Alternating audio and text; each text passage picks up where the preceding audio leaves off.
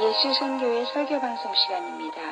오늘 설교방송은 신약성경 예배소서 1장 1절부터 14절의 말씀을 가지고 삼위일체 하나님의 구원사역이란 제목으로 예수선교회 조은찬 목사님의 설교가 있겠습니다.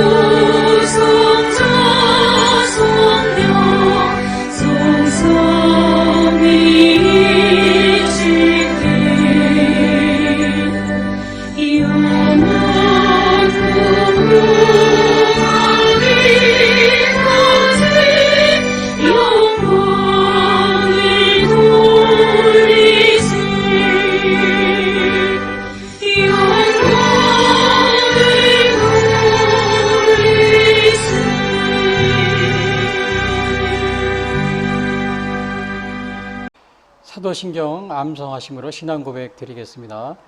전능하사 천지를 만드신 하나님 아버지를 내가 믿사오며 그 외아들 우리 주 예수 그리스도를 믿사오니 이는 성령으로 잉태하사 동정녀 마리아에게 나시고 본디오 빌라도에게 고난을 받으사 십자가에 못 박혀 죽으시고 장사한 지 사흘 만에 죽은 자 가운데서 다시 살아나시며 하늘에 오르사 전능하신 하나님 우편에 앉아 계시다가 저리오서 산 자와 죽은 자를 심판하러 오시리라. 성령을 믿사오며 거룩한 공회와 성도가 서로 교통하는 것과 죄를 사하여 주시는 것과 몸이 다히 사는 것과 영원히 사는 것을 믿사옵나이다. 아멘.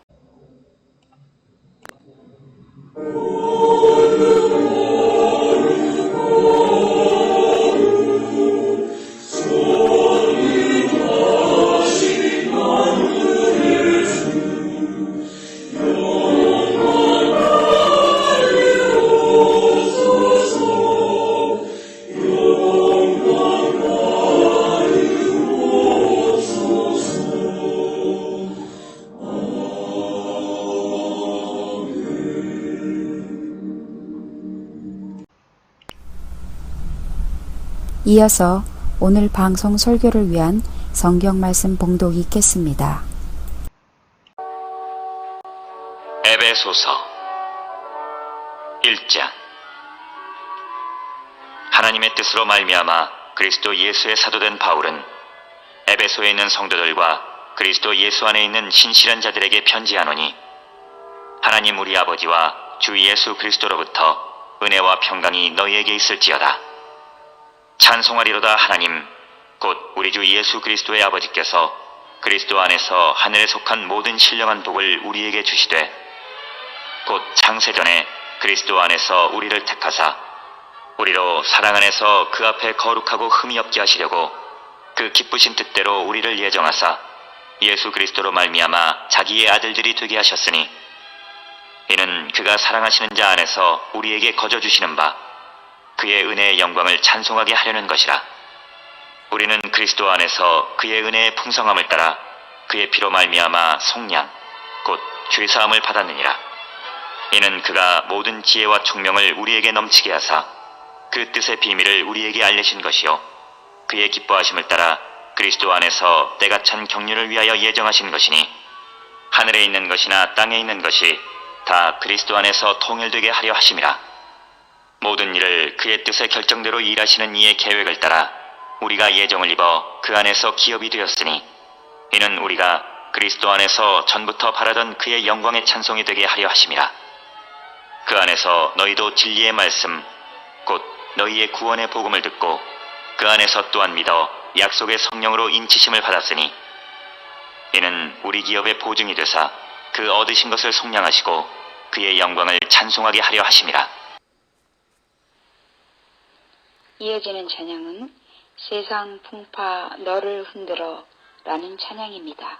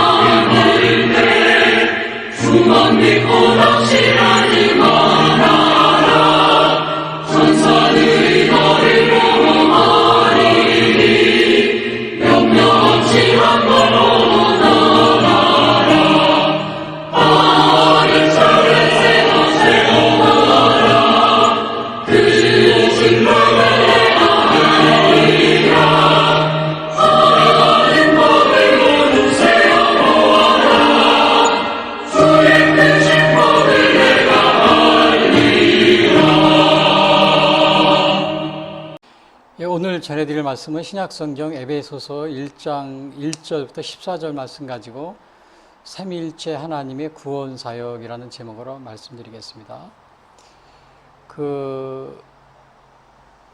우리는 보통 구원에 관해서 이야기할 때 예수님만을 언급하고 있습니다. 그리고 구원론을 이야기할 때도 예수님의 구원에 있어서 무슨 일을 하셨다, 이것에 대해서 중점적으로 얘기를 하고 있는데요. 그러나 오늘 에베소서 1장 1절부터 14절을 보면은 이 사도 바울은 구원에 있어서 삼위일체 하나님이 동시적으로 역사하셨다는 사실을 이렇게 말해주고 있습니다. 그러니까 구원 사역은 삼위일체 하나님의 예수님만 우리가 구원론을 가지고 이렇게 얘기하는 것이 아니고 삼위일체 하나님의 함께 여기에 함께 동참했다는 사실을 사도 바울은 여기서 얘기하고 있습니다. 그래서 오늘 제목이 삼위일체 하나님의 구원사역 이렇게 얘기했습니다. 예수님의 구원사역. 예수님이 십자가에 달려 죽으셨습니다. 그래서 우리가 구원을 받았습니다. 우리는 보통 이렇게 얘기하잖아요. 근데 삼위일체 하나님의 구원사역, 이것에 대해서 오늘 말씀드리려고 합니다. 에베소의 배경을 보면요, 당시 사도 바울이 로마에서 1차 감옥 생활 중에 쓴 서신이 바로 에베소서입니다. 그게 AD 61년부터 63년 사이에 감옥에 있었는데요. 바울 사도가 이 로마로 오기 전에 이스라엘 팔레스타인 지역에서 가이샤라에서 한 2년간 감옥에 쓴 적이 있었습니다. 그것이 58년부터 61년 사이에요. 2년 동안 그때 이제 이렇게 막 신문을 받고 그랬죠. 그때 베스도, 벨릭스, 아그리빠, 이제 이렇게 아그리빠 왕이 앞에서 신문을 받고, 그리고 이제 죄수의 몸으로 로마로 온 겁니다. 로마에 와서 감옥에 gat혔는데 61년부터 63년까지 1차 감옥 생활이라고 그래요. 그리고 잠깐 풀려났어요. 그리고 또 67년인가 68년 그때 또 다시 2차 감옥 생활을 시작을 합니다. 그리고 이제 순교를 하셨는데, 근데 이 에베소서는 사도 바울이 1차 감옥 생활 중에 쓴 서신입니다. 그래서 이거 옥중 서신이라고 하는데, 이 옥중 서신에는 에베소서, 빌립보서, 골로새서, 빌레몬서 이 네 가지가 있습니다. 나중에 2차 감옥 생활에서는 데모데후서. 그래서 아마 데모데후서도 아마 옥중서신이라고 볼 수가 있습니다. 자, 당시에 사도 바울이 감옥 생활 중에 있으면서 에베소 교회의 가난 이야기를 듣는데 굉장히 거기 이제 많은 문제가 있음을 알게 되고, 이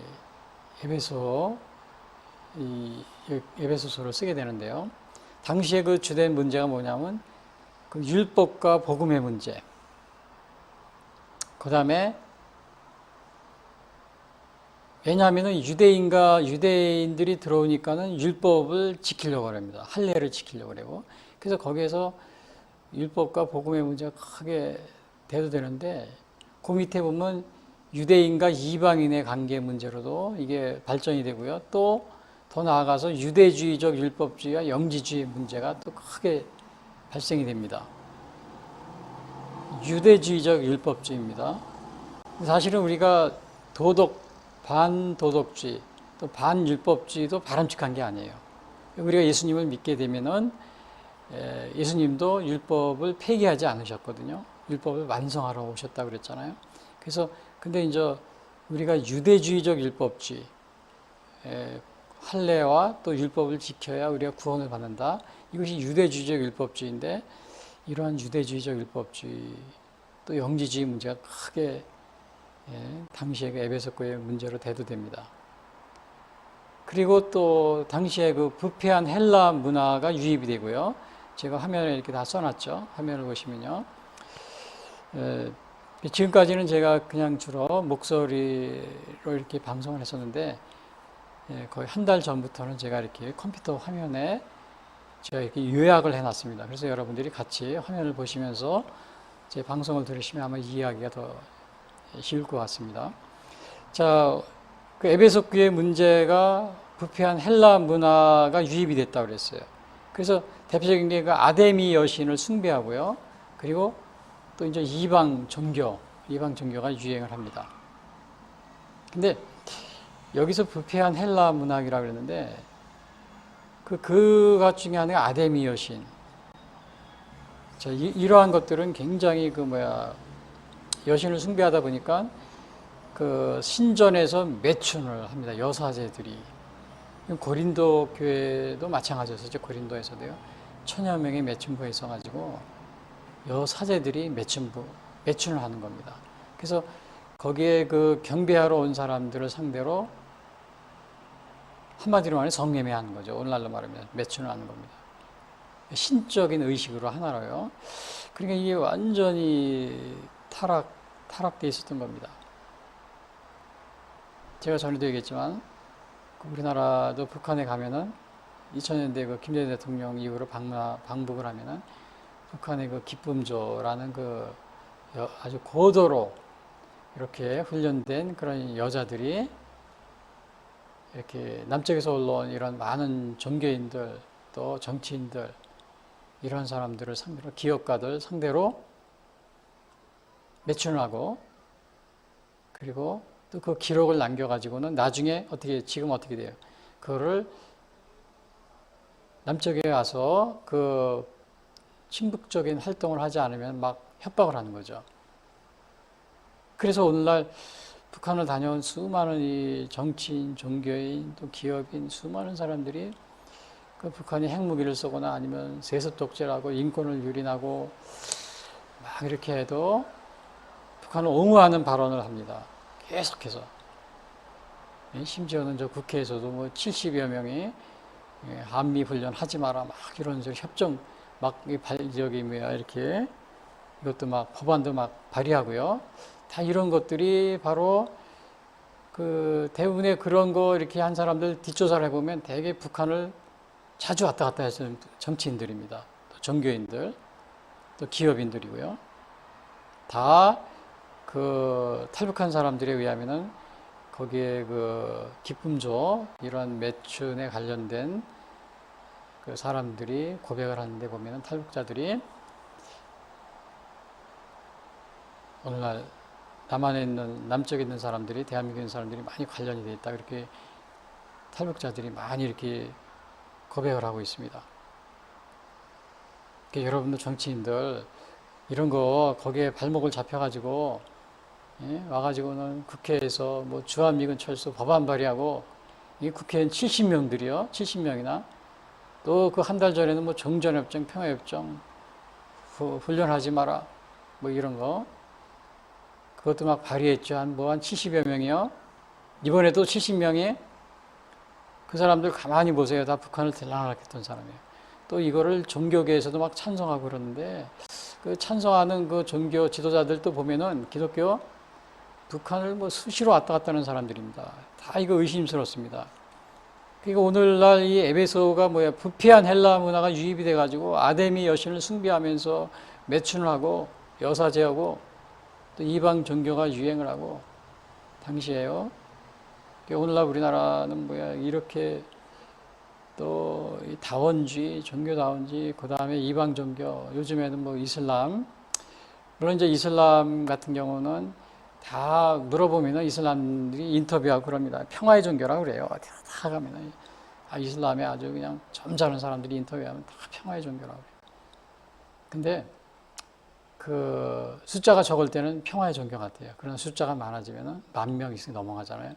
그러면 꼭 이슬람이 있는 곳에 폭력이 수반되고 또 기존의 그 문화를 배척을 합니다.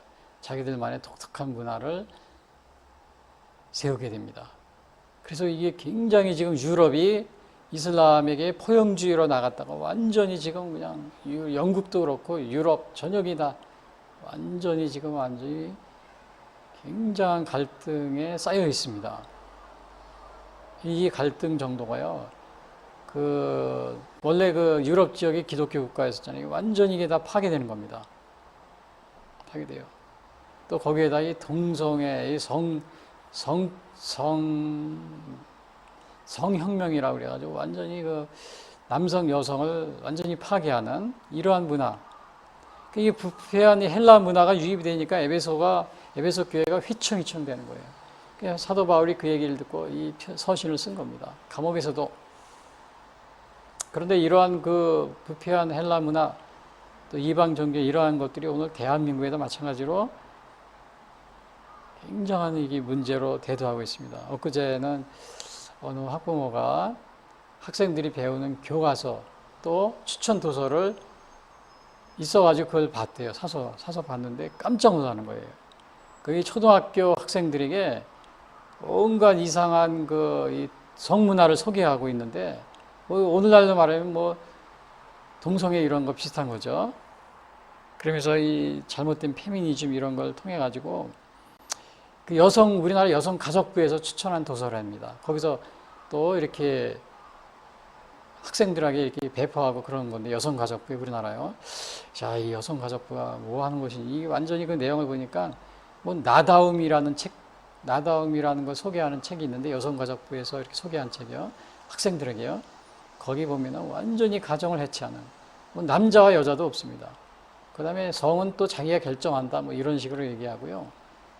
이게, 그리고, 참 이상한 그러한 내용들이 많이 있습니다. 나다움이라는 거예요. 나다움. 여러분 한번 보세요. 여성가족부가 소개하는 책이 있어요. 초등학교, 중고등학교예요. 자, 이게 지금 우리나라 국가기관이 여성가족부에서요. 이러한 것들을 학생들에게 주입하고 있어요. 완전히. 이건 교회는 아니지만 완전히 가정과 사회 제도, 도덕 이런 것들을 다 파괴하고 있습니다. 물론 유럽이나 또 미국 또 이런 선진국에서 다 하고 있어요. 그거 다 부패한 문화입니다. 부패한 문화. 그런 거는 우리가 본받으면 안 돼요. 부패한 거를 왜 따라서 하려면, 선진국에서 하니까 우리가 따라서 그게 좋은 게 아닙니다. 제가 60년, 70년대 어떤 일이 있었냐면은, 당시에 뭐가 유행했었냐면, 이 술집하고 나이트클럽. 그래서 젊은 사람들이 서구에서 온 밴드에다가 고고춤이라고 그러죠. 고고춤. 그래서 학교 끝나면 젊은이들이 다 고고장에 가는 거예요. 춤추러. 막 그냥 남녀가 어울려서 막 춤을 추고. 사실은 거기 술을 먹고, 그러다 보면 또 범죄가 발생하고, 술 취하고 그러니까요. 그게 다 뭡니까? 태폐 문화입니다. 근데 당시에 당시 60년, 70년대 서유럽과 또 미주 지역 이런 데서 선진국에서 굉장히 유행했던 겁니다. 자, 이러한 태폐 문화, 선진국에서 하니까 우리가 따라서 하는 겁니까? 다 좋은 게 아닙니다. 그런 거는 받아들일 건 받아들이고, 받아들이지 않을 건 받아들이지 마세요. 이 프랑스 같은 경우는 여대생들이 한 70%가 성매매를 한대요. 등록금을 벌려고. 너무 등록금이 비싸서. 그러면 프랑스에서 선진국이라고, 선진국 우리도 그걸 따라서 할 겁니까? 절대 따라서 하면 안 됩니다. 그러니까 우리가 이 부패한 문화는 따라서 하면, 당시에 이 헬라 문화가 이렇게 부패한 문화가 당시에 에베소에도 유행을 했어요. 바울이 이러한 문제를 놓고 이제 하는데, 그래서 오늘 쓴 것이 바로 에베소인데, 에베소를 쓴 목적이 있습니다. 여기 보시면 화면에 올바른 교회관을 확립하고, 그 다음에 성도의 일치를 화합과 강조를 해요. 유대인과 이방인을. 그 다음에 바른 신앙생활을 강조합니다. 그리고 변화된 삶을 살아라. 변화된 삶. 그래서 에베소 4장 22절에 이럽니다. 너희는 유혹의 욕심을 따라 썩어져가는 구습을 따르는 옛사람을 벗어버리고, 오직 너희의 심령이 새롭게 되어 하나님을 따라 의와 진리의 거룩함으로 지으심을 받은 새 사람을 입으라. 새 사람을 입으라. 유혹의 욕심을 따라 썩어져가는 구습을 따르는 옛사람을 벗어버리고 심령이 새롭게 되어 그 변화된 삶, 그리고 바른 가정생활, 남편과 아내의 관계, 남편은 아내를 사랑하고 아내는 남편을 존경하고, 부모와 자녀의 관계, 부모는 자녀를 사랑하고 자녀는 부모를 순종하고 부모에게 또 종과 상전의 관계, 종은 상전을 섬기고 또 상전은 종을 잘 대우해주고 오늘날 이 노사관계 이런 거죠. 이런 것들에 대해서 사도 바울이 쓰고 있습니다. 에베소서에서. 첫 번째 오늘 1장 1절의 주제가 뭐냐면 첫 번째 사도 바울은 하나님의 뜻으로 말미암아 사도가 되었다. 제가 삼위일체 하나님의 구원 사역 이거 말씀드리기 전에 먼저 무슨 말을 했냐면 사도 바울은 하나님의 뜻으로 말미암아 사도가 되었다. 이거를 얘기해 주고서 1절에서 2절에서. 그래서 여기 보시면은 1절과 2절 화면에 보시면 하나님의 뜻으로 말미암아 그리스도 예수의 사도된 바울은 에베소에 있는 성도들과 그리스도 예수 안에 있는 신실한 자들에게 편지하노니. 그래서 사도 바울은 항상 첫머리에 예수의 하나님의 뜻으로 말미암아 그리스도 예수의 사도된 바울은 이 얘기를 꼭 씁니다. 로마서, 고린도전서, 또 에베소서, 빌립보서, 골로새서 어디든 디모데는 항상 앞에 하나님의 뜻으로 말미암아 그리스도 예수의 사도된 바울은. 그래서 사도 바울은 자기가 다메섹에서 예수님의 그 부르심을 받고 사도가 됐거든요. 그러니까 자기는 내가 이렇게 사도가 된 것은 하나님의 뜻으로 말미암아 된 것이다. 항상 편지 어떠한 그 서신에 이거 앞에 이걸 쓰고 있습니다. 항상 이거를 앞에 쓰고 있어요. 심지어는 그가 박해를 받습니다. 저 예루살렘에 와가지고는 그 벨릭스 총독 또 뭐 베스도 총독 그다음에 아그리파 왕 앞에서 막 신문을 유대인들이 고발해가지고 잡혀가지고 막 신문을 받아요. 그때도 나는 하나님의 뜻으로 말미암아 내가 사도된 것이다. 아그리파 왕 앞에서도 그런 말을 합니다. 아그리파 왕에서 변론할 때도 자 이렇게 사도 바울은 자기의 사도된 걸 이렇게 아주 귀중하게 여긴 겁니다. 소중하게 여긴 거예요. 여러분은 그 직분을 소중하게 여기고 있습니까?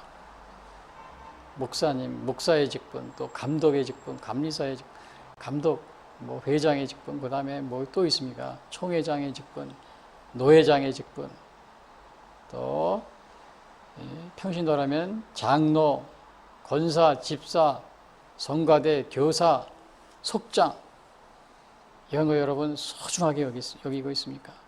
이 사도 바울은 그냥 가는 거 항상 하나님의 뜻으로 말미암아 그리스도 예수의 사도된 바울 이게 첫 마디예요. 예수의 뜻으로 말미암아 하나님의 사도가 된 것을 이렇게 소중하게 여기고 영광스럽게 생각하고 있었습니다. 영광스럽게.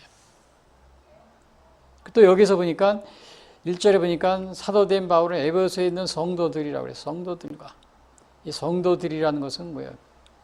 오늘날 교인들을 성도라고 그랬잖아요. 여러분 우리가 이 성도, 오늘 성도라고 불릴 자격이 있습니까? 우리는? 성도라고 불릴 자격이 있어요. 저도 이렇게 말씀을 전하고 또 이렇게 성경을 풀어서 말씀드리고 있지만 솔직한 얘기로 저도 이렇게 성도의 자격을 다 갖추고 있지 못합니다. 그래서 항상 저는 이게 저도 좀 성화라고 그러죠. 성화된 삶을 살 수 있게 해주십시오. 항상 기도합니다. 왜냐하면 오히려 그 다른 종교나 또 이단 종교들이 있어요.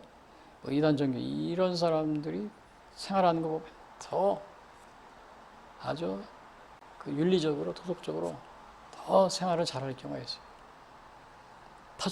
타종교인들도 마찬가지고요. 오히려 우리 기독교인들이 부족한 점이 많이 있습니다. 그래서 저도 항상 좀 성스러운 성도다운 생활을 할 수 있게 해달라고 기도를 항상 제가 이렇게 하고 있는 그런 가운데 있습니다. 자, 그래서 오늘 그 삼위일체 하나님, 오늘 주제가 뭐예요? 삼위일체 하나님의 구원사역. 그 삼위일체 하나님의 구원사역에 하기 전에 사도 바울은 하나님의 뜻을 알며 사도가 됐다. 이거를 제가 먼저 얘기하고요. 그 다음에 삼위일체 하나님의 구원사역이라고 그랬는데 그 삼위일체에 대해서 이걸 좀 우리가 대충 이해를 하고 있어야 됩니다. 삼위일체 정의는 제가 이렇게 화면에 써놨죠. 화면을 보시면요.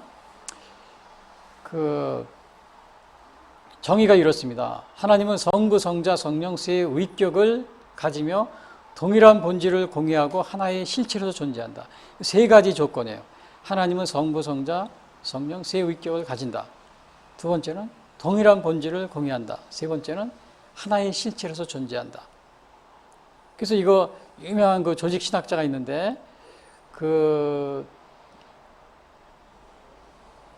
조직 신학자가 이거를 어떻게 표현하냐면요. 이렇게 세 가지로 그 밀라드 J. 에릭슨이라는 유명한 조직 신학자가 있습니다. 그 이분의 그 서적을 교과서로 많이 쓰고 있는 미국에서요. 세 가지로 이렇게 쉽게 하기 위해서 이렇게 표현합니다. 하나님은 한 분이시다. 단일성이다. 그 다음에 두 번째, 삼위가 하나님이시다. 그러니까 세 위격을 신성을, 성부, 성자, 성령이 하나님이시라는 겁니다. 세 번째는 성부, 성자, 성령이 삼위가 있지만은 단일성 안에 있는 셋이다. 셋이지만은 단일성이다. 이런 데 1 플러스 1 플러스 1은 1이라는 이렇게 얘기를 합니다. 그래서 이 삼위일체가 되기 위해서는 하나님은 하나이시다. 단일성에 단일하시다. 이건 어디에 나와 있어요?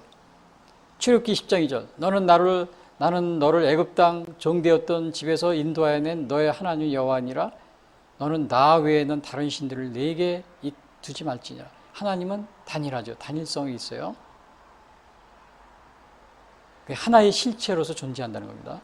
그 다음에 성부, 성자, 성령의 위격을 가진다. 성부, 성자, 성령. 성부 하나님은 이거는 분명하죠.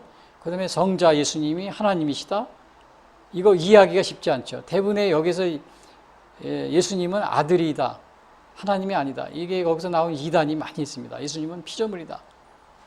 우리 인간 생활에서 보면 아버지 있고 아들이 있듯이 예수님은 아들이지 아버지가 아니지 않느냐? 이런 식으로 해가지고는 예수님의 성자 하나님이라고 합니다. 이거를 부인하는 피조물로 이렇게 생각하고 부인하는 이러한 그 이단들이 많이 있습니다. 여기서 나온 이단들이 많이 있어요. 예수님의 하나님이라는 사실을 부인하는 것 때문에 이단이 된 데가 많이 있습니다. 빌립보서 2장 6절 그는 근본 하나님의 본체시나 하나님과 동등됨을 취할 것으로 여기지 아니하시고 하나님과 동등되다 그랬잖아요. 또 요한복음 10장 10절 나와 아버지는 하나이니라. 물론 이거 외에도 많이 있어요. 제가 다 여기서 말씀드리고요. 그 다음에 단일성 안에 있는 진짜 1 플러스 1 플러스 1은 1이다.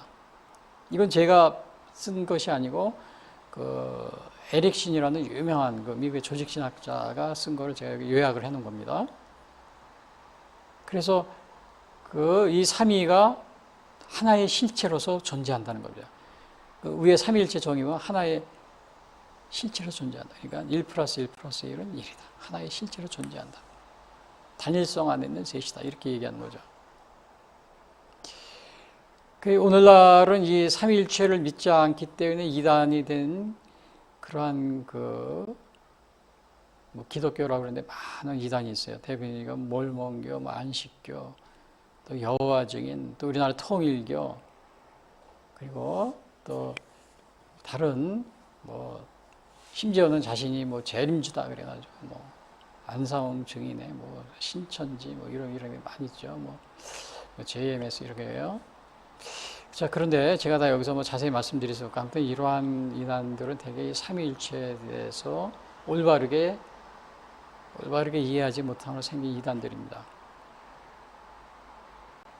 그리고 또 이제 우리 기독교는 아니지만 이슬람 같은 경우는 이슬람은 기독교하고 같은 유대교에서 나온 것이다 이렇게 그런데 사실은 이슬람은 마호메시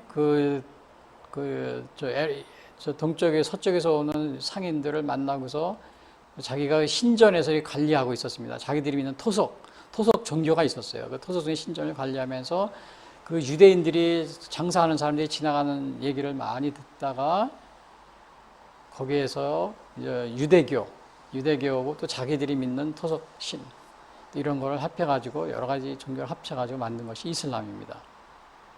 자기 마음대로 그냥 혼합 종교를 만든 거예요. 그래서 이거는 기독교도 아닙니다. 기독교도 아니고 유대교도 아니고 혼합 종교입니다.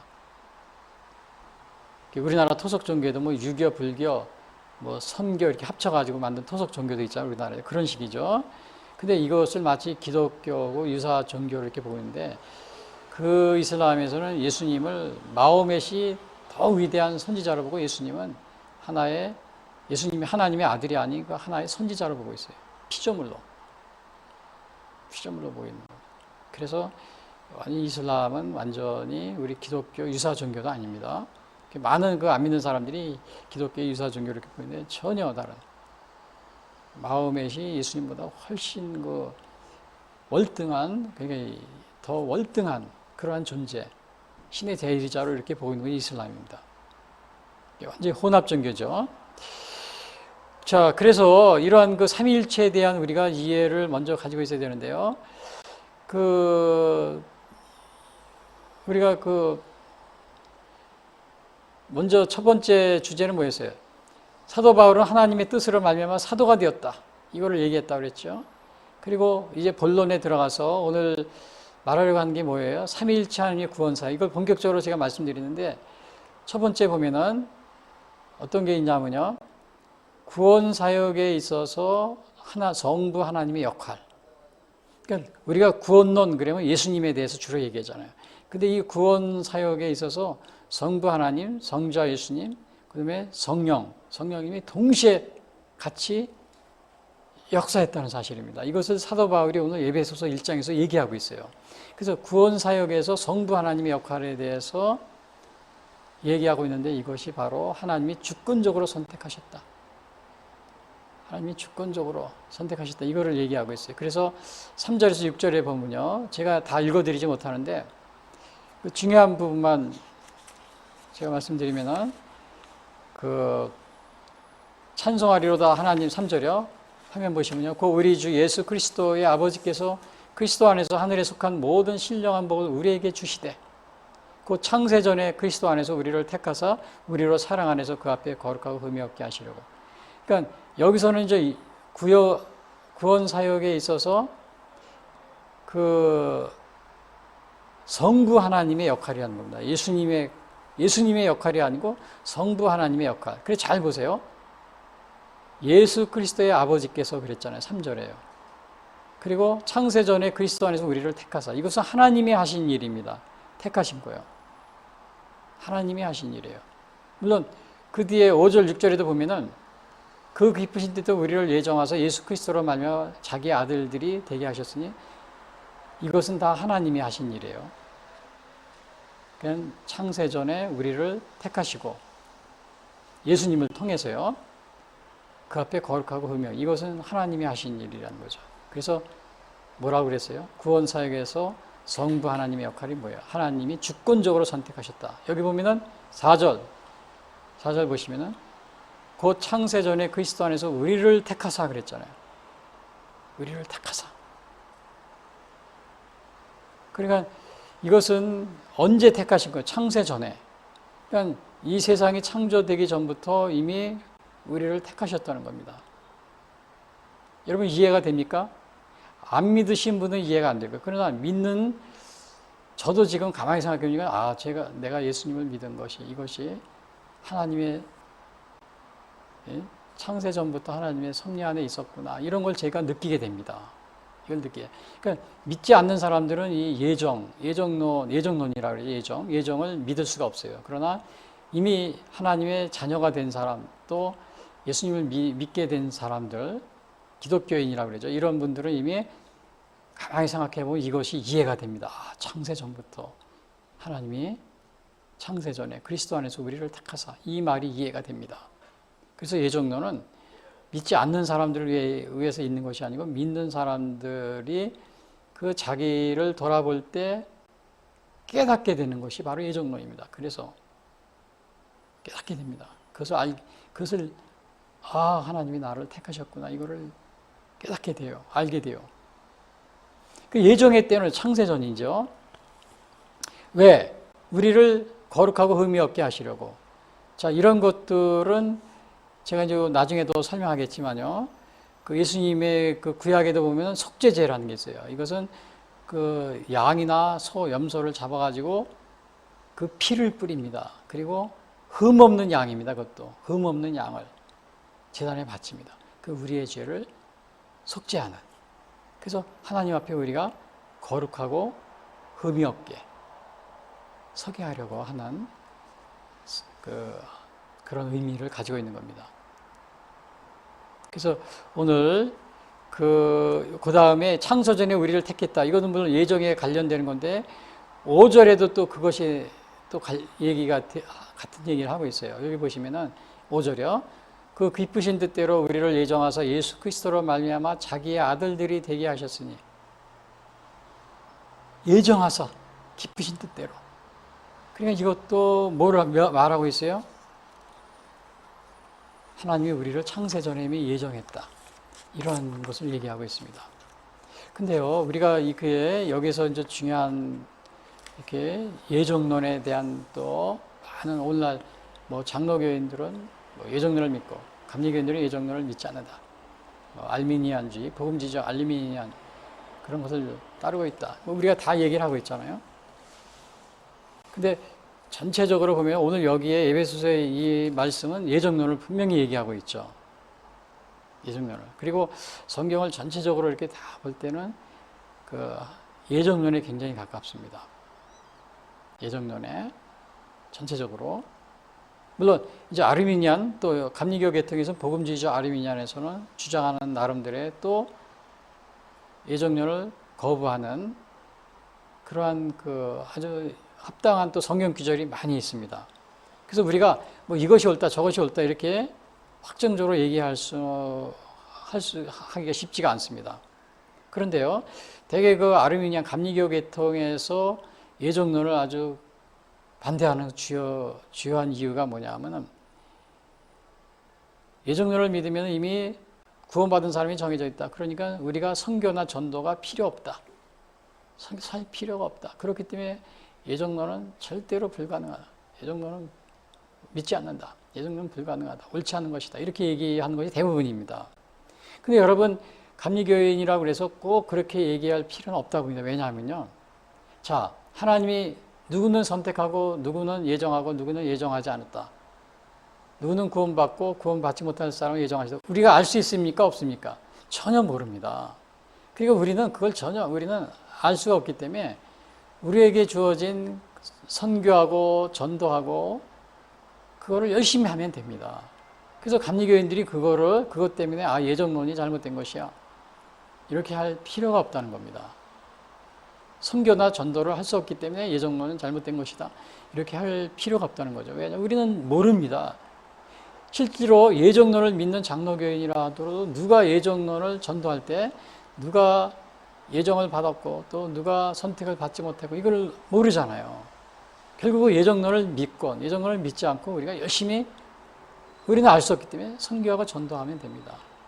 그래서 오늘날 그 예정론에 대한 논자, 칼빈주의, 알미니안주의, 또 감리교에서는 이 복음주의적 알미니안주의 입장에서 예정론을 반대하고 있지만은 오늘 여기 에베소에 나온 것은 분명히 예정했다 이것에 대해서 얘기하고 있어요.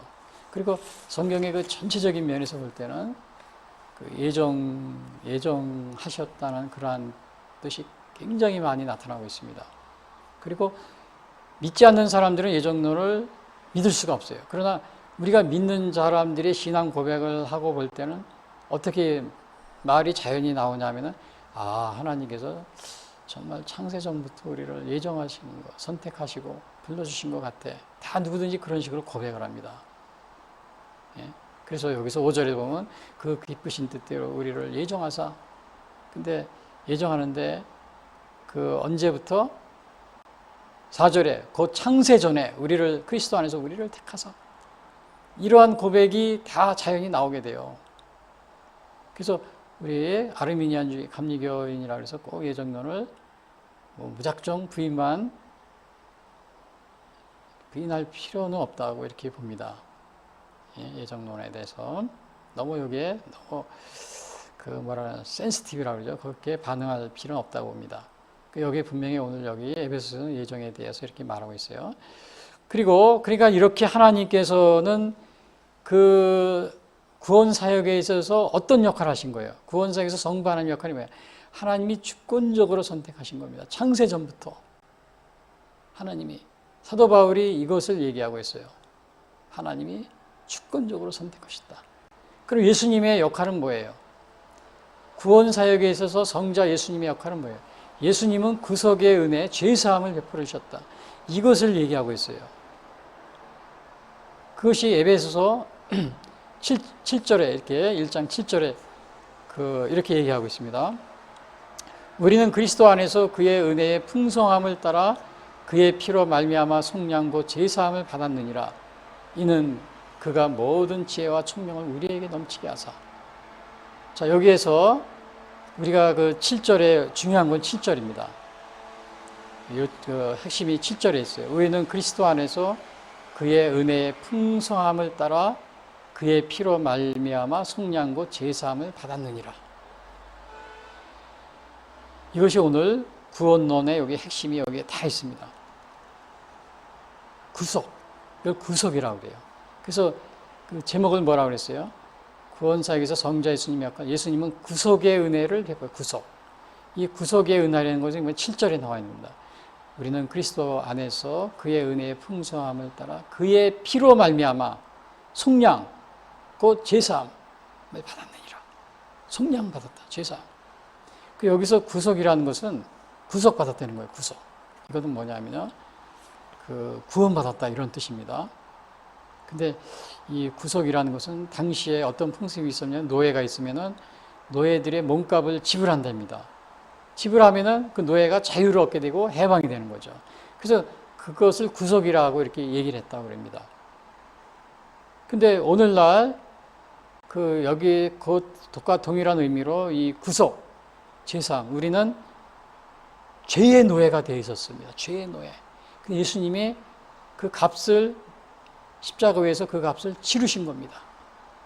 죄의 값을 치르셨기 때문에 우리가 어떻게 된 거예요? 죄에서 해방된 겁니다. 그래서 자유함을 얻게 되고요. 그래서 이 죄사함을 받았느니라 그랬잖아요. 그리스도 안에서 그의 은혜의 풍성함을 따라 그의 피로 말미암아 이 예수님의 피가 십자가에 죽으신 것이 바로 그 값을 치르신 겁니다. 그래서 우리가 자유함을 얻은 거예요. 자유함을 얻게 된 겁니다. 그래서 로마서 3장 24절에 그럽니다. 그리스도 예수 안에는 성량으로 말미암아 하나님의 은혜로 값없이 의롭다 하심을 얻은 자 되었느니라. 근데 이것이 우리가 돈을 내고 그런 것이 아니고 값없이. 왜? 예수님의 은혜로. 여기서 7절에 그랬잖아요. 그리스도 안에서 그의 은혜의 풍성함을 따라. 그러니까 우리가 값없이 은혜를 구속을 받은 것은 예수님의 은혜 때문에. 어떻게? 예수님이 십자가에서 피로 말미암아, 그의 피로 말미암아. 여러분, 이거 피를 흘렸다 이것이 이해가 안 될 겁니다. 아까 그 노예들을 해방시키기 위해서는 어떻게 해요? 돈을 지불하고서 노예들을 사가지고 풀어준다고 그랬죠. 그럼 자유를 얻고 해방이 된다고 그랬죠. 예수님은 우리의 죄의 노예에서 해방시키기 위해서 예수님이 십자가에 달려 죽으셔서 그 값을 지불하고 우리를 해방시킨 것입니다. 죄에서 구속함을 여기서 보면 제사함, 구속의 은혜, 구속, 제사함을 베풀어 주신 거죠. 그러면 이 제사함 이해하기 쉽지 않아요. 그래서 구약에 보면은 속죄제라는 게 있습니다. 우리의 죄를, 내가 죄를 지었어요. 그러면 하나님 앞에 내가 용서해 주세요. 그러기 위해서는 양이나 소, 염소, 양이나 소를 끌고 갑니다. 아주 깨끗한 흠없는 그런 양이나 소 이런 걸 가지고 가서 잡습니다. 제단에서 잡아요. 그 피가 막 흐르죠. 그 피를 제단에 뿌리고, 그리고 그걸 제물로 바칩니다. 그걸 태우고, 그럼 우리의 죄가 깨끗해졌다고 그럽니다. 제사장이 그것을 선언하는 거예요. 당신의 죄가 이제 용서함 받았습니다. 그렇게 하고, 의식을 하고 나서는 그렇게 얘기를 합니다. 근데 오늘날은 우리가 그렇게 할 수 있어요? 없어요? 없습니다. 그래서 예수님이 십자가상에서 단번에 제물이 되신 겁니다. 히브리서에 그렇게 4장에 이렇게 얘기하죠. 단번에 제물이 되신다고. 제물이 되셔서 우리를 위해서 대신 제물이 되셔서, 그래서 우리는 어떻게 됐어요? 우리가 죄가 없다고 이렇게 선언을 하는 겁니다. 죄사함을 받았다고. 단 누구에게 예수님을 믿는 그것을 믿는 사람들에게는 죄사함을 받았다고 이렇게 선언을 하는 거예요. 그래서 로마서 3장 24절 그리스도 예수 안에 있는 속량으로 말미암아 하나님의 은혜로 값없이 의롭다 하심을 얻은 자 되었느니라. 값없이. 근데 이것이 그렇게 하기 위해서는 우리가 믿어야 된다. 믿어야 된다고 그랬어요.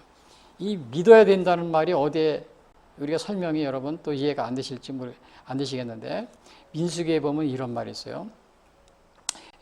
이스라엘 민족이 이제 가나안에 거의 다 왔어요. 근데 에돔 지역을 통과해야 되는데 거기 통과하기 쉽지 않아요. 그러니까 힘이 드니까 백성들이 다 또 하나님을 원망합니다. 모세를 원망하고. 그러니까 하나님이 그냥 그때 진노해가지고 민수기 21장에요. 불뱀을 보냈대요. 독이 있는 뱀이에요. 독이 있는 뱀을 보냈는데 그 독 있는 뱀들이 이스라엘 백성들을 물으니까 원망한 사람들을 물으니까 다 죽는 겁니다. 그러니까 백성들이 막 잘못했다고 용서해달라고 그래요. 그러니까 모세가 하나님께 기도하니까 하나님이 놋뱀, 구리뱀이죠, 구리뱀을 장대에 높이 달아가지고 그 뱀에 물린 사람은 그 놋뱀을 보면은 죽지 않을 것이다. 그렇게 얘기를 해줍니다. 그래서 모세가 놋뱀을 장대에다 높이 달아가지고 이렇게 세워놨어요. 그리고 이스라엘 백성들한테 그러는 겁니다. 여러분들이 이 놋뱀을 보면은 뱀에 물린 사람 죽지 않습니다. 독이 퍼졌지만 여러분이 죽지 않습니다. 그래서 그 놋뱀을 이렇게 쳐다보는 겁니다. 사람들이 다 뱀에 물린 사람들이. 뭐 쳐다보겠죠. 다 살았습니다. 그게 민수기 21장. 근데 이제 그 중에는 어떤 사람은 그 말을 믿지 못하고, 에이, 내가 지금 독에 물려가지고 죽게 생겼는데 그 놋뱀을 쳐다본다고, 그게 나를 뭐 내가 살아? 말 같지도 않은 소리 하지 마라. 그리고 땅 쳐다보고 안 본 사람이 있을 거예요. 고의적으로. 그런 사람은 어떻게 됐겠어요? 죽은 겁니다. 근데 믿음을 가지고 그걸 쳐다본 사람은 살았어요. 다 살았어요. 그래서 오늘날 예수님이 십자가 달려서 피를 흘렸어요. 십자가에서 피를 흘리고 돌아가셨어요. 그리고 그 예수님이 오늘 여기 뭐라고 그랬어요? 7절. 피로 말미암아 속량 곧 제사함을 받았느니라. 그 우리의 죄를 다 용서해 주신다고 그랬어요. 그것을 믿으면. 근데 오늘날 그것을 믿는 사람들은 어떻게 돼요? 제사함을 받고 구원을, 영생하는 구원을 선물로 또 받는 겁니다. 제사함을 받고. 근데 그것을 안 믿는 사람들은 어떻게 돼요? 죄 용서를 받지 못하고 영벌을 받게 되는 거죠. 영벌. 그래서 에베소 2장 8절에도 그럽니다. 너희는 그 은혜에 의하여 믿음으로 말미암아 구원을 받았으니 이것은 너희에게서 난 것이 아니요 하나님의 선물이라. 행위에서 난 것이 아니니 이는 누구든지 자랑하지 못하게 함이라. 사도행전 16장 31절 이르되 주 예수를 믿으라 그리하면 너와 내 집이 구원을 받으리라. 그러니까 오늘날 그 예수님의 십자가상에서 우리를 위해 죽으셨습니다. 이것을 믿는 사람들은 어떻게 해요? 죄사함을 받고 다 구원을 받는 겁니다. 영원한 생명을 얻게 되는 거예요. 선물로. 이것이 그냥 여기 에베소 2장 8절에 이것이 너희에게서 난 믿음으로 구원을 받았으니 이것은 너희에게서 난 것이 아니요 하나님의 선물이라. 행위에서 난 것이 아니니 누구든지 자랑. 그러니까 이것은 선물이라고 그랬어요. 선물은 거저 주잖아요. 거저 주는 겁니다. 오늘날 여러분 이것을 그래서 전도할 때도 그러잖아요. 또 안 믿는 사람이 예수 믿으십시오. 예수님의 피가 당신을 구원하시기 위해서 이 땅에 오셨습니다. 예수님이 우리의 피를 흘려주셨습니다. 이것을 믿으면 여러분이 죄 용서함을 받고 구원을 받습니다. 근데 이것을 사람들이 믿어요, 안 믿어요? 안 믿습니다.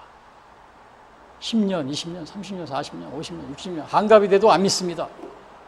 제가 어릴 때부터 같이 자란 친구들이 있는데 제가 교회 다니는 거 알죠. 그래서 틈만 있으면 제가 예수님이 우리를 위해서 십자가에 달려 죽으셨습니다. 이것을 믿으면 여러분이 죄 용서를 받고 구원을 받습니다. 영원한 생명을 얻습니다. 이렇게 얘기해도 만날 때마다 얘기해도 이걸 믿어요, 안 믿어요? 안 믿습니다. 믿는 사람도 있어요. 안 믿는 사람이 더 많습니다. 또 여러분의 친척 중에도 있을 거예요. 가까운 친척, 이모, 고모, 사촌, 사돈의 팔촌, 명절 때 다 모이잖아요. 근데 그 중에는 다 이렇게 예수님 영접하고 믿는 사람 있죠. 안 믿는 사람도 있잖아요. 그때 이 얘기를 하면 받아들이는 사람이 있고 믿는 사람이 있는가 하면 믿지 않는 사람도 있어요. 참 이게 너무 안타까운 일이죠. 그 어느 무디 선생, 무디 우리 유명한 그 전도자죠. 무디 선생이 하루는 탄광촌을 전도하러 갔습니다. 그 탄광촌을 전도하는데 사람들이 그냥 얼굴에 거무적적하고 다 승강기 타고서 이제 같이 내려가는 거예요. 탄광기를 타고. 거기 전도하러 갔으니까 내려가서 강부들한테 전도하는 거예요. 예수님 믿으십시오. 예수님이 우리를 위해서 피를 흘리시고 우리의 죄를 다 대속하셨습니다. 여러분이 믿기만 하면 됩니다. 공짜입니다. 선물입니다. 탄광에 가서 막 성교하는데 사람들이 강부가 와서 가까이 와서 그러더래요. 선생님, 공짜라니 세상에 공짜가 어디 있습니까? 나는 공짜, 공짜라 그러는데 저건 믿을 수가 없습니다. 나는 믿지 못합니다. 그러더래요. 그러니까 이제 무디 선생님이 그 강부한테 그래요. 형제요, 형제님은 여기 오늘 강부 예래로 내려올 때 나하고 같이 뭘 타고 내려왔죠? 승강기 타고 내려왔습니다. 그러니까 무디 선생님이 승강기 탈 때 돈 냈습니까? 그러니까 우리 엘리베이터 타면 돈 안 내듯이요. 냈냐고 그러니까 안 냈다고. 왜 안 냈냐고 그러니까 이 회사에서 다 내준 거기 때문에 나는 그냥 이 버튼만 누르기만 하면 그냥 여기까지 내려온 거라고. 버튼만 누르기만 하면 된다고. 공짜로 내려온 거라고. 그러니까 오늘 무디 선생님이 그럽니다. 예수님도 죄의 대가를 우리를 위해서 십자가에서 다 우리를 위해서 지불하셨습니다. 피를 흘리시고. 그래서 여러분은 믿기만 하면 됩니다. 믿기만 하면. 여러분은 버튼만 누르면 공짜로 여기 내려오듯이 생각이다. 예수님은 우리의 값을 다 지불하셨고 여러분 믿기만 하면 죄사함을 받고 죄 용서함을 받고 구원을 받게 됩니다. 그렇게 얘기를 했다고 그럽니다. 여러분 오늘 예수님 아직 영접하지 못하신 분들 예수님은 영접하시기 바랍니다. 믿기만 하면 됩니다. 그래서 그 다음에 8절 은혜의 지혜 충만을 우리에게 넘치게 하사 또 9절에 보면은 이거 그 뜻의 비밀을 우리에게 알리신 것이 비밀이라고 그랬어요. 비밀. 이거는 왜 비밀이라고 그랬냐면은 알기가 쉽지 않잖아요. 그렇죠. 창세 전부터 우리를 선택했다. 이걸 어떻게 알 수 있습니까? 우리 믿는 사람들은 알아요. 창세 전부터 하나님이 선택했는지 아닌지 모르지만 우리가 그렇게 고백을 안 할 수가 없습니다. 하나님이 창세 전부터 우리를 선택하셔서 오늘 우리가 내가 믿게 되었구나. 이걸 고백 안 할 수가 없어요. 이 말이 다 사실이라는 걸 우리가 고백하지 않을 수가 없어요. 이것이 비밀입니다. 그러니까 그 뜻의 비밀이라 이거를 알 수가 있어요. 믿지 않는 사람은 모릅니다. 그게 하나님이 우리를 구원하시려는 것은 하나님의 구원 계획이죠. 이것은 일시적인 것이 아니고 아주 오래된 것, 오래전부터 계획을 하고 계신 겁니다. 단순하게 그냥 하루아침에 된 것이 아니고요. 그래서 오늘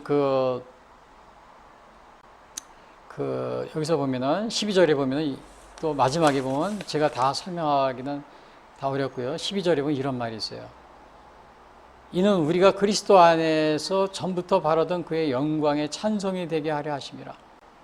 그러니까 우리가 이제 기업이 됐다고 그래요. 11절에는 우리가 예정을 입어 그 안에서 그의 계획에 따라서 그 안에서 예정을 입어 기업이 되었으니 그러니까 구원을 받았다 이겁니다. 양자가 되었다는 거예요. 근데 12절에는 이래요. 이는 우리가 그리스도 안에서 전부터 바라던 그의 영광의 찬송이 되게 하려 함이라. 자, 이 말을 이렇게 얘기를 하고 있는데 자, 우리가 예수님을 믿는 목적이 뭐냐면 누구든지 얘기하면 구원받는 거, 영생을 얻는 거, 천국 가는 거 다 이럽니다. 근데 여기에서 오늘 사도 바울은 뭐라고 그랬냐면 자, 이제 우리가 구원받고 제사함 받고 용서함 받았어. 12절에 화면 보세요.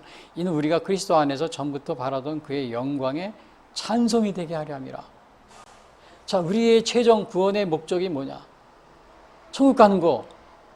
우리는 다 이렇게 해야겠는데 사도 바울은 뭐라고 그러냐면 하나님을 찬양하는 거. 하나님께 영광 돌리는 거. 그것이 우리의 목적이라고 그럽니다. 최종 목적이 그거라고 얘기하고 있어요. 구원의 최종 목적이에요. 그래서 마르틴 루터도 그럽니다. 우리에게 구원에 있어서의 최종 목적은 우리가 예수님 믿는 것의 최종 목적은 구원이 아니고 하나님을 영광 돌리고 찬양하는 데 있다. 마르틴 루터는 그렇게까지 얘기를 합니다. 자, 그래서 오늘 두 번째 주제가 뭐라고 그랬어요? 구원 사역에 있어서 예수님의 역할은 뭐예요? 예수님은 구속의 은혜, 죄사함을 베풀어 주셨다. 십자가에서 피를 흘림으로 말미암아 우리를 위해서. 그리고 하나님은 뭐라 그랬어요? 첫 번째, 구원사역에서 성부 하나님의 역할은 하나님은 주권적으로 이 창세 전에 우리를 선택하셨다. 예수님을 보내시기로 하고, 그 마지막에 세 번째, 구원에 있어서 성령님, 그러니까 성부 하나님, 성자 예수님, 성령님, 성령 하나님, 마지막 성령 하나님의 역할은 뭐예요? 성령님은 보증으로 믿는 자들을 인치신다 그랬어요. 자, 우리가 예수님을 영접했어요. 근데 영접했는데 내가 믿는 건지 안 믿는 건지 어떻게 알아? 죽어봐야 알아. 천국 가봐야 알아. 이렇게 얘기하는 사람도 있어요. 그래서 마지막 때 그걸 알 수 있다. 지금은 우리가 알 수 없다. 이렇게 얘기하는데, 이 땅에 있는 동안에 우리가 알 수 있는 방법이 있어요. 그게 뭐냐면 성령님이 보증하시기 때문에. 그래서 여기서 성령님은 보증으로 믿는 자들을 인치신다 그랬어요. 성령님 보증으로. 그 12절, 14절에 나와요. 그래서 그 12절에 보면 이런 말이 있어요. 12절, 14절. 12절에 여기 13절, 14절입니다. 12절이 아니고 13절에 보면 그 안에서 너희도 진리의 말씀, 이것은 성령님에 관한 얘기예요. 구원에 있어서. 곧 너희의 구원의 복음을 듣고 그 안에서 또한 믿어 약속의 성령으로 인치심을 받았으니, 인치심을 받았대요. 성령으로 인치심을. 그러니까 우리가 예수님을 믿게 되면 어떻게 성령으로 인치심을 받는 겁니다. 성령으로 인치심. 그러니까 우리가 성령의 인치심은 뭐예요? 내적인 표시입니다. 그 다음에 세례는 뭐가 될 거예요? 성령님이 우리 안에 계신다. 오늘 우리가 예수님을 믿고 구원을 받았어. 그러면 성령님이 우리 안에 거하시잖아요. 근데 이 성령님이 우리 안에 거한다는 그 내적인 표식이 뭐냐면 성령의 인치심이에요. 그게 내적인 표시예요. 그러면 성령이 우리 안에 거하신다. 이 외적인 표시는 뭐예요? 세례입니다. 세례. 성령님이 우리 안에 내주하신다는 것을 우리가 어떻게 하느냐?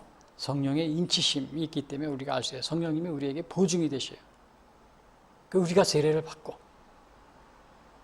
우리가 죽어봐야, 하나님 앞에 가봐야 우리가 알 수 있어. 이 세상에 사는 동안 우리가 구원을 받았는지 안 받았는지 우리가 알 수 없어. 그렇게 얘기하는 분도 많이 있어요. 그러나 이 땅에 있는 동안에 우리가 그것을 구원의 확신을 할 수 있는 게 여기 나와 있죠. 성령의 인치심을 통해서 약속의 성령으로 인치심을 받았느니라 그랬잖아요. 이는 우리 기업의 보증이 된다 그랬어요. 보증. 성령님은 우리 구원에 이 땅에 있는 동안에 우리에게 보증이 되는 겁니다. 보증. 여러분 계약서 쓸 때 보증금 내고서 계약서 쓰잖아요. 그리고 나중에 다시 이제 하죠. 그와 마찬가지로 우리가 예수님을 믿으면 예수님이 우리에게 보증이 되시는 겁니다. 그 보증이 되셔서 우리를 인치시고, 그리고 우리가 그 인치심의 표시로 세례를 받고, 그래서 이 땅에 있는 동안에 우리가 이 성령의 인치심으로 말미암아 성령의 내주하심으로 우리가 구원의 확신을 가질 수가 있는 거예요. 많은 사람들이 구원은 죽어봐야 하는 거야. 그리고 이렇게 두려움에 떨고 그렇게 살고 있는데, 그러면 예수님이 가시면서 성령을 보내주신다고 그랬잖아요. 성령이 우리에게 오셨어요. 이 성령이 오셨다는 것은 우리가 구원을 받았다는 그런 인침을 하신 겁니다. 인치심을 하신 거예요. 여러분이 생활하시면서 성령이 우리에게 함께 하신다는 체험을 많이 하고 있죠. 이것은 바로 여러분들이 성령의 인치심을 받았다는 그런, 예수님을 믿고 또 죄사함을 받고 또 죄 용서함을 받았다는, 구속함을 받았다는 그러한 보증이 되는 겁니다. 14절에 그랬잖아. 이는 우리의 기업의 보증이 되사. 이 땅에 있는 동안에 성령님이 우리에게 그러한 보증이 되시는 겁니다. 그래서 우리가 구원의 확신을 가질 수가 있는 거예요.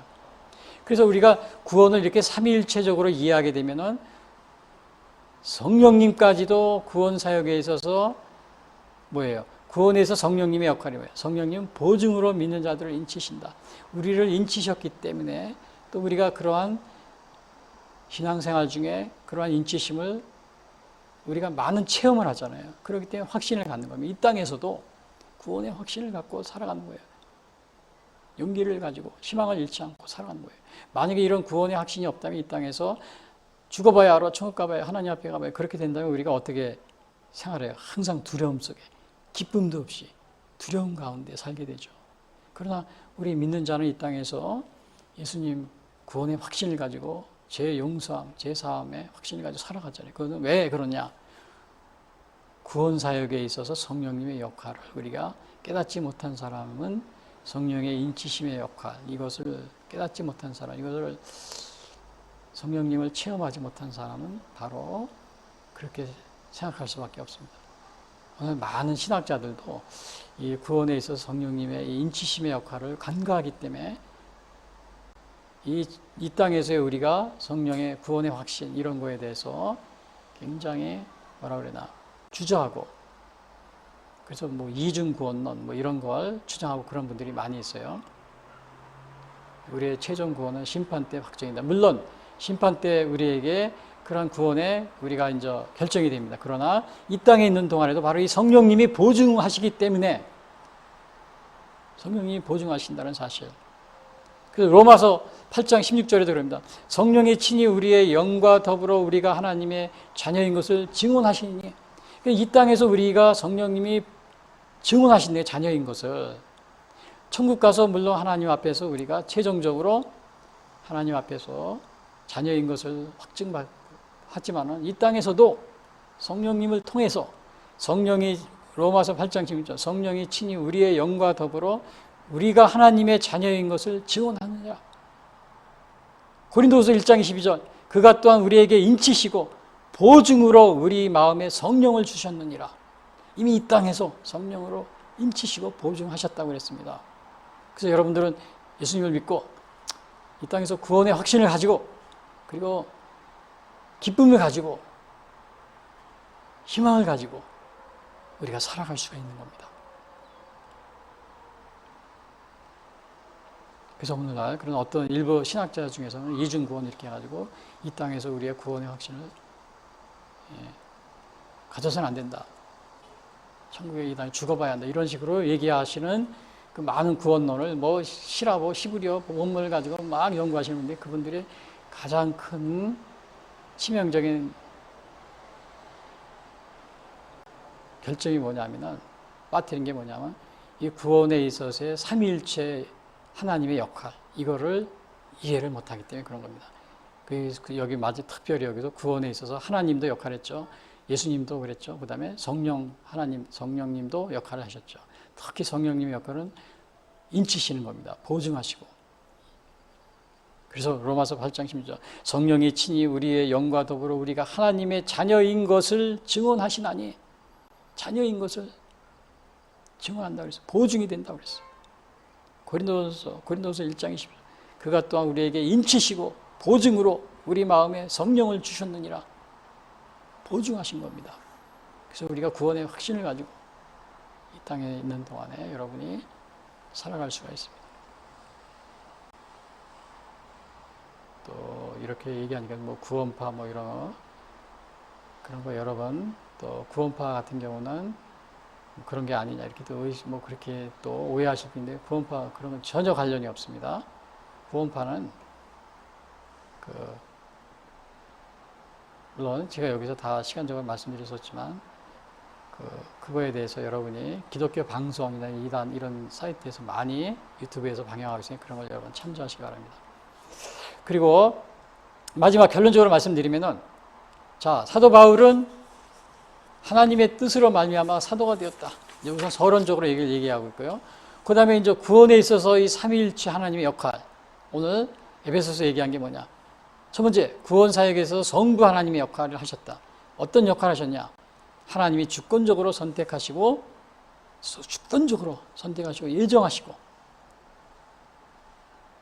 예정하셨다. 그리고 사도 바울을 하나님의 뜻을 아는 사도가 됐다. 이것은 무슨 뜻이 있다고 그랬어요? 우리가 직분을 소중히 여겨야 된다. 목사, 감리사, 감독, 감독회장, 총회장, 노회장, 평신도교 장로, 권사, 집사, 성가대, 교사, 속장, 이런 거 여러분 소중히 여기시기 바랍니다. 사도 바울은 얘기할 때마다 이거를 앞에서 제일 먼저 얘기합니다. 자기는 이게 아주 최고의 영광인 겁니다. 여러분 그렇게 생각하셔야 돼요. 전에도 얘기했지만 카터 대통령은 뭐 주지사하고 뭐 그럴 때 저기 뭐야 조지아에 저 침례교회 주일학교 교사하고 있어요. 썬데이 스쿨 티처라고 그래요. 그거를 더 소중하게 여겼다 그럽니다. 자기 그 일보다도. 대통령이 돼서도 마찬가지고 주지사가 돼서도 물론 저 실제 정치 면에서는 그렇게 좀 좋은 효과를 나타내지 못했지만요. 여러분 이렇게 소중하게 여기시고 그다음에 이제 그렇게 구원 사역에 있어서 성부 하나님의 역할 주권적으로 선택하셨다. 두 번째는 구원 사역에 있어서 성자 예수님의 역할. 예수님은 구속의 은혜 제사함을 베풀어 주셨다. 그러니까 예수님이 십자가의 피로 십자가에 달려 죽으심으로 우리에게 죄 용서함을 베풀어 주셨는데 이것을 어떻게 해야 우리가 용서를 받을 수 있는지 믿기만 하면 이 믿는 것은 선물이라고 그랬습니다. 값을 우리가 내는 것이 아니고 선물. 그리고 네 번째 구원사역에서 성령님의 역할 뭐라고 그랬어요? 성령님은 우리가 구원받았다는 것을 보증해 주신다. 이 땅에서. 그리고 믿는 자들에게 인치신다. 그래서 이 땅에서 우리가 구원의 확신을 갖고 기쁨을 가지고 희망을 가지고 또 용기 있게 살아갈 수 있게 해주신다. 성령님은 보증하신다. 보증으로 믿는 자들을 인치신다. 그래서 우리가 구원의 그런 그 과정을 오늘 여기서 보면은 제목 삼위일체 하나님의 구원사역. 그래서 삼위일체 하나님이 구원사역에 동시에 역사하셨다는 겁니다. 우리는 구원 그러면 구원론 그래가지고 예수님이 십자가에 달려 죽으셨어. 예수님 얘기만 합니다. 구원론도 보면 제가 신학 서적도 봅니다. 그러면 다 구원론은 예수님 얘기예요. 근데 이 구원에 있어서 이렇게 성부 하나님이 함께 하시고 또 성령님도 함께 하시고 예수님도 물론 십자가에 달려 죽으셔서 구원 사역을 이루셨지만요. 성부, 성자, 성령이 동시에 그리고 성령님의 역할은 아주 굉장히 중요하죠. 우리가 구원을 받았는지 안 받았는지 내가 알 수가 없어. 막 의심하고 이 땅에 살면서도 두려워하고 그랬는데 뭐라 그랬어요? 구원에서 성령님의 역할, 성령님은 보증으로 믿는 자들을 인치신다. 이것이 제 얘기가 아니고 뭐라 그랬어요? 13절, 에베소 1장 13절. 그 안에서 또한 믿어 약속의 성령으로 인치심을 받았으니 구원의 복음을 듣고 인치심을 받았으니 성령으로. 그래서 오늘 삼위일체 하나님의 이 구원사역 여러분들이 이 말씀을 꼭 명심하시고 아직 예수님을 영접하지 못하신 그러한 분들은 예수님 꼭 영접하시기를 바랍니다. 다시 기도하겠습니다.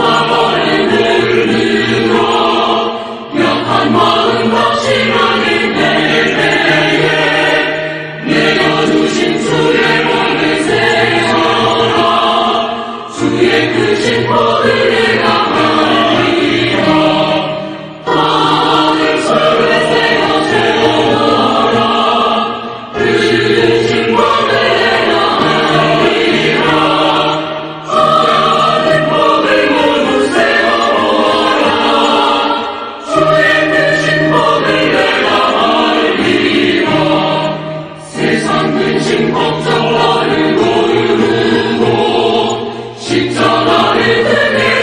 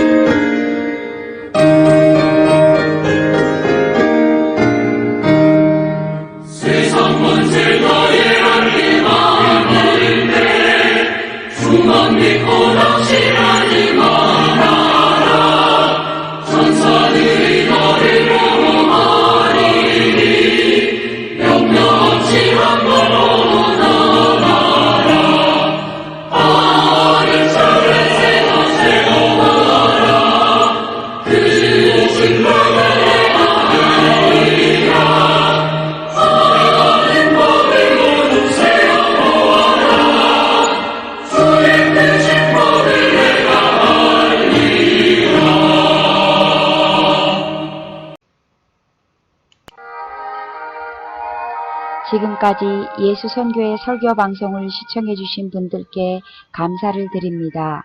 요한복음 3장 16절은 하나님이 세상을 이처럼 사랑하사 독생자를 주셨으니 이는 저를 믿는 자마다 멸망치 않고 영생을 얻게 하려 하심이라 라고 말하고 있습니다. 또한 성경은 예수 그리스도를 영접하는 모든 사람들에게 영원한 생명을 약속하고 있습니다. 요한일서 5장 11절에서 13절은 또 증거는 이것이니 하나님이 우리에게 영생을 주신 것과 이 생명이 그의 아들 안에 있는 그것이니라. 아들이 있는 자에게는 생명이 있고 하나님의 아들이 없는 자에게는 생명이 없느니라. 내가 하나님의 아들의 이름을 믿는 너희에게 이것을 쓰는 것은 너희로 하여금 너희에게 영생이 있음을 알게 하려 함이라 라고 말하고 있습니다. 아직 예수님을 영접하지 못하신 분들은 이 시간 주님을 영접하시기를 바랍니다.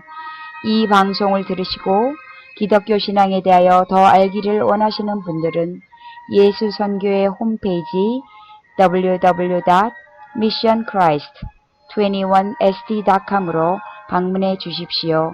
다음 방송 시간까지 안녕히 계십시오.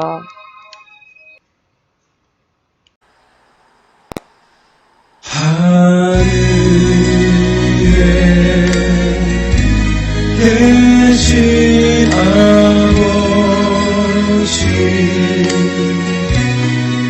이름 거룩하사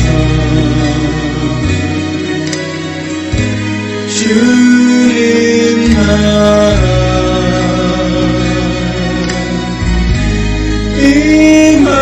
임하시고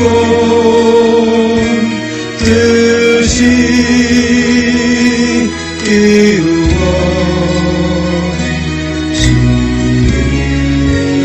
이루어지리라.